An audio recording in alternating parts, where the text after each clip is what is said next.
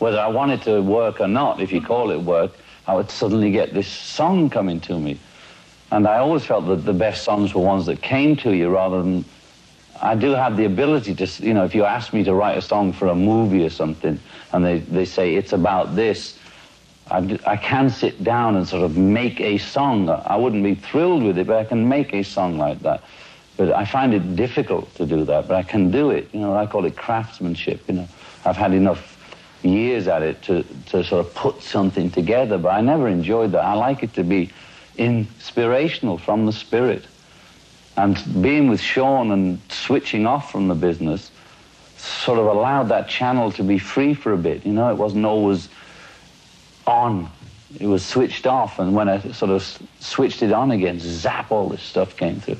So now we're already, well, we did enough material for the next album, almost half as much, and we're already talking about the third album, so we're full of vim and vigor. It was very strange. Just when we finished stringing the songs together, then in the next room somebody was saying, quick, quick, come over here because starting over is playing. So we just rushed to that room and we heard it for the first time with that ding, ding, ding. By the way, that's the ding, ding, ding. That's a bell for wishes. And if you make a wish and you hear that ding, ding, ding, and your wish will come true.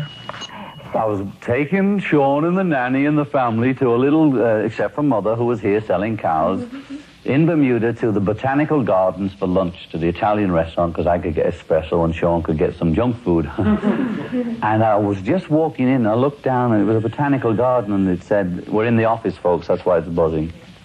It said, Frisia, Double Fantasy. And it was some flowers.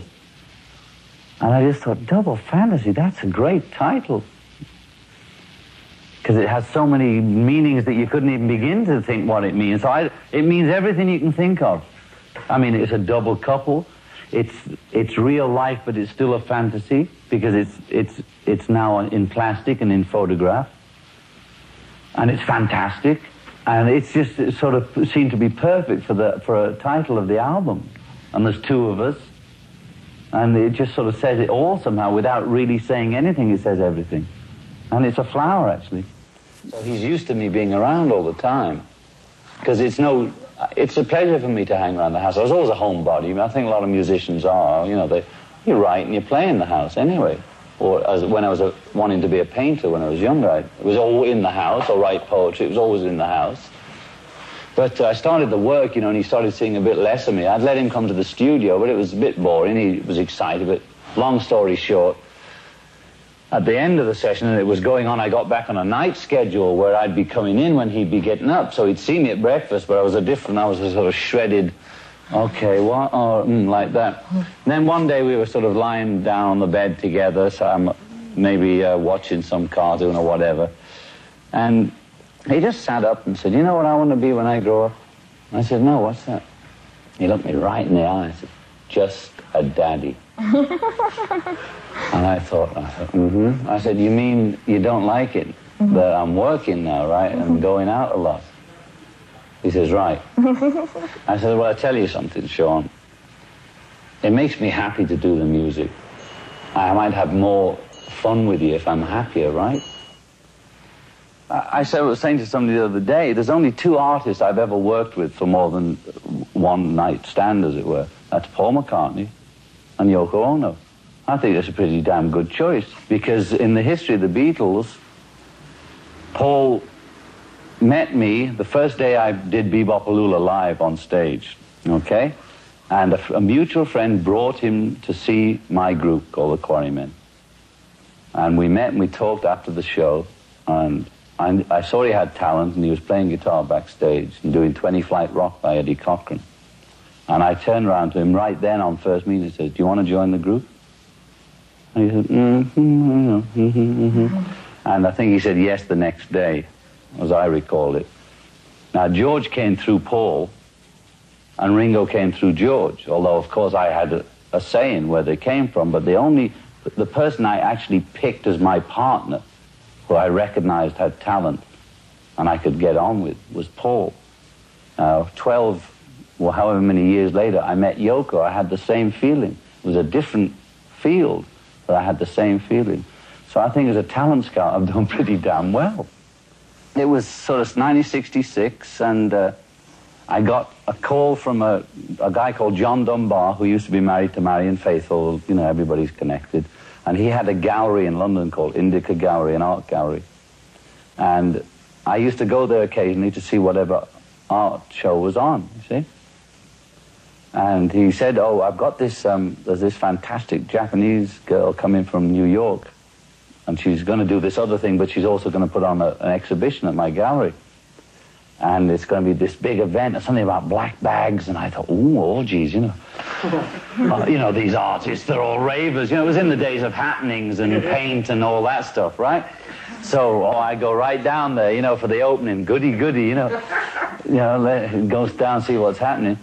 I get down there, and it's the night before the opening. I thought there was going to be a big party and an opening and the whole bit, you know, a big I didn't want to get involved. I wanted to watch, you know. I get there, it's all white and quiet, and there's just these strange things all on display, like an apple on a stand for £200, when the pound was worth $8 or something, or whatever. And there's hammers and saying hammer and all this very peculiar stuff, and a ladder with a painting on the sky, or it looked like a blank canvas on the ceiling with a spyglass hanging from it. So I'm looking around, and there doesn't seem to be many people. There's a couple of people downstairs, and I didn't know who was who. So I get up the ladder, and I look through this spyglass, and it said yes.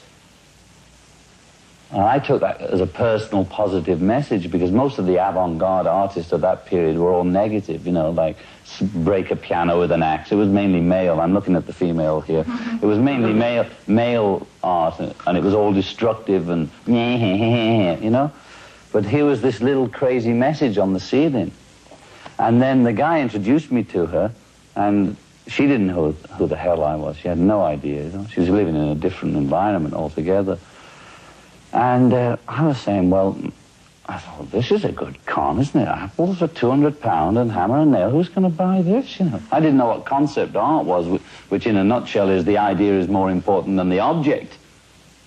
So that's why you won't see many rich concept artists around.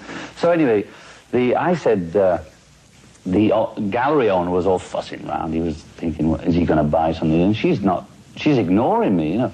So he introduced us, and I said, well, where's the event, you know, where's the happening? Because I'd seen the bag. So she just takes a card out and gives it to me and just says, breathe. So I said, you mean that? She said, you got it. I said, all right, I'm beginning to catch on here. That was the big event, you know, I mean, all the way from New York for that.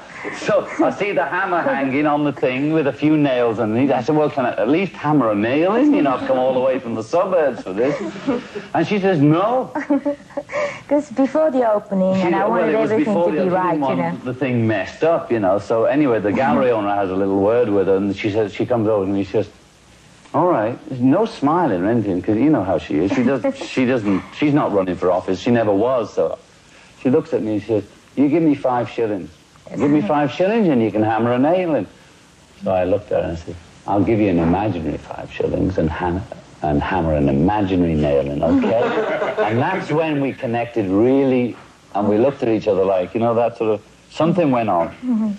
Well, I didn't see her again for a few weeks. We went to a Klaus Oldenburg opening, and we were all, I went with Paul, and I don't know who she was with, but I got separated from Paul, and I felt this sort of vibe behind me. And I looked round, and there she was, you know. And we were both very shy, believe it or not, and I don't know what I said. We said something. We didn't really get together till 18